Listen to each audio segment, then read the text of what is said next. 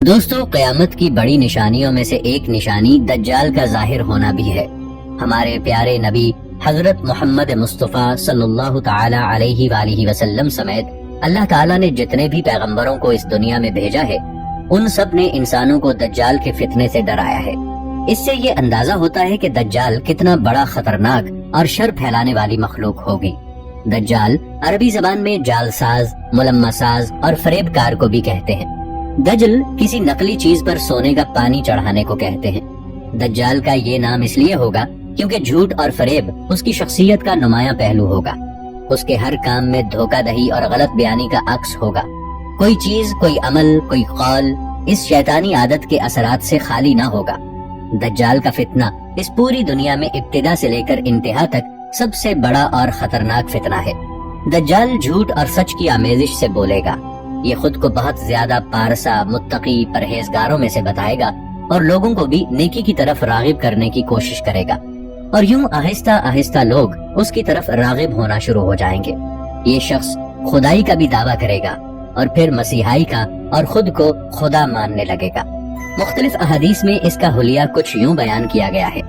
دجال ایک نوجوان مرد ہوگا، اس کا قد لمبا ہوگا اور اس کے ماتھے پر ایک آنکھ ہوگی۔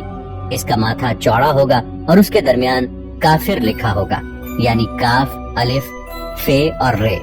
ہر مسلمان جو ایک خدا پر ایمان رکھتا ہوگا، چاہے وہ پڑھنا جانتا ہو یا نہ جانتا ہو، وہ ان الفاظ کو آسانی سے پڑھ سکے گا۔ اس کی کانی آنکھ ایسی ہوگی جیسے پھولا ہوا انگور ہوتا ہے۔ اس کا سینہ چوڑا ہوگا اور تھوڑا اندر کی طرف دھنسا ہوا ہوگا۔ اس کے بال گھنگریالے ہوں گے۔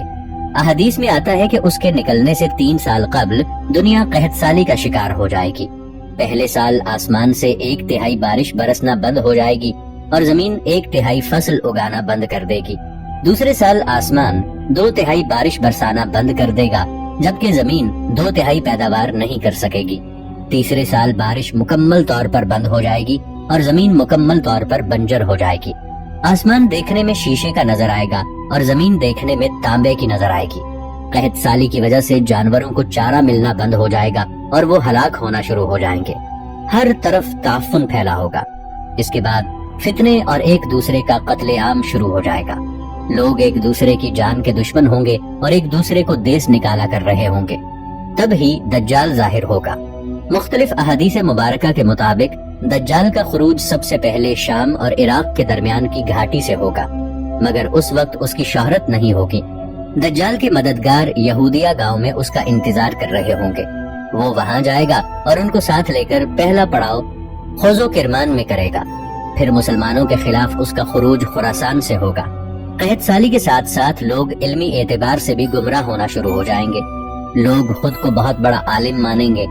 اصل علماء اور عالم دین انتہائی قلیل تعداد میں رہ جائیں گے۔ دجال زمین پر 40 دن تک رہے گا۔ اس وقت کا ایک دن 1 سال کے برابر ہوگا، پھر ایک دن 1 ماہ کے برابر ہوگا، پھر ایک دن 1 ہفتے کے برابر ہوگا۔ باقی دن عام دنوں کی طرح ہی ہوں گے۔ ان 40 دنوں میں دجال اپنے گدھے پر سوار ہو کر پوری دنیا کا چکر کاٹے گا۔ وہ گدھا جسامت میں اتنا بڑا ہوگا کہ اس کے دونوں کانوں کا درمیانی فاصلہ 40 ہاتھ کے برابر ہوگا۔ یہ گدھا جب 1 قدم اٹھائے گا تو 1 میل تک کا فاصلہ طے کر لے گا۔ اس وقت پوری دنیا کا کوئی میدان، صحرائی یا پہاڑی علاقہ ایسا نہیں بچے گا جہاں اس کا چکر نہ لگا ہو۔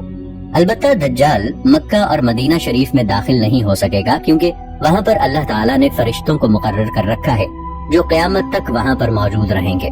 دجال مدینہ منورہ کے باہر کی طرف دلدلی زمین پر پڑاؤ ڈالے گا، اور اس کے پڑاؤ ڈالنے کی وجہ سے شدید زلزلے ظاہر ہوں گے، اور مدینہ شریف میں بھی زلزلے کے 3 شدید جھٹکے آئیں گے۔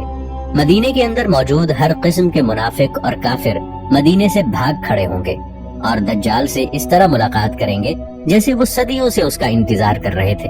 اس رات مدینہ منورہ ہر قسم کے کافروں سے، چاہے وہ منافق عورت ہو یا مرد ہو، پاک ہو جائے گا۔ اس لیے اس دن کو یوم الحناس بھی کہا جاتا ہے۔ بعض روایت میں بھی یہ آتا ہے کہ دجال کوہ طور اور بیت المقدس کے اندر بھی نہیں جا سکے گا۔ دوستو، آپ کو یہ جان کر حیرانی ہوگی کہ صحیح بخاری، جو کہ احادیث کی مستند کتاب مانی جاتی ہے، اور یہ حدیث بخاری اور مسلم دونوں کتب میں موجود ہے۔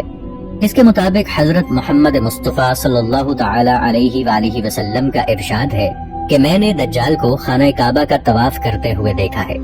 دجال کے آگے حضرت عیسیٰ علیہ السلام بھی طواف کر رہے ہیں۔ آپ نے فرمایا کہ میں کعبے کے پاس کھڑا ہوں، دیکھتا ہوں کہ ایک گندمی رنگ کا آدمی جو اپنے آس پاس کے لوگوں سے انتہائی خوبصورت تھا، اس کے بال گھنگریالے اور وہ دونوں کندھوں کے درمیان لٹک رہے ہیں، اس کے سر سے پانی کے قطرے ٹپک رہے ہیں۔ وہ آگے دو آدمیوں کے کندھوں پر اپنے ہاتھ رکھے ہوئے کعبہ کا طواف کر رہا ہے۔ جب میں نے پوچھا کہ یہ کون ہے تو جواب دیا گیا کہ یہ مسیح ابن مریم ہے۔ پھر میں نے ایک اور گھنگریالے بالوں والے شخص کو دیکھا جو ان کے پیچھے تھا اور وہ ایک آنکھ سے کانا تھا۔ یہ بھی ایک شخص کے کندھے پر ہاتھ رکھے ہوئے بیت اللہ کا طواف کر رہا تھا۔ میں نے جب اس شخص کے بارے میں پوچھا، مجھے بتایا گیا کہ یہ مسیح دجال ہے۔ نبی کے خواب ایک وحی کی طرح ہوتے ہیں، مگر طواف کعبہ والی بات دجال سے مطابقت نہیں رکھتی۔ دجال اور حضرت عیسیٰ علیہ السلام کا کعبے کے اندر ایک ساتھ طواف کرنے کا کیا مطلب ہے؟ اس حدیث سے یہ پتہ چلتا ہے کہ دجال خانہ کعبہ کے اندر داخل ہوگا اور وہ حضرت عیسیٰ علیہ السلام کی طرح طواف کر کے لوگوں کو گمراہ کرنے کی کوشش کرے گا۔ حدیث مبارکہ میں ہے کہ حضرت عیسیٰ علیہ السلام آسمان سے دو فرشتوں کے کندھوں پر ہاتھ رکھے ہوئے مقام دمشق کی ایک مسجد کے مینار پر اتریں گے، اور طواف کعبہ کے وقت یہ دونوں فرشتے ہی حضرت عیسیٰ علیہ السلام کے ساتھ ہوں گے۔ عیسیٰ علیہ السلام نے انہی فرشتوں کے کندھوں پر ہاتھ رکھا ہوگا۔ دجال بھی بالکل اسی طرح ایک شخص کے کندھے پر ہاتھ رکھ کر طواف کعبہ کرے گا اور حضرت عیسیٰ علیہ السلام کی طرح بننے کی پوری کوشش کرے گا۔ دوستو، اب آپ کے ذہن میں یہ سوال آ رہا ہوگا کہ دجال کو خانہ کعبہ کے اندر آنے کی اور طواف کعبہ کی اجازت کیسے ملے گی؟ تو اس کا آسان سا جواب یہ ہے کہ اس وقت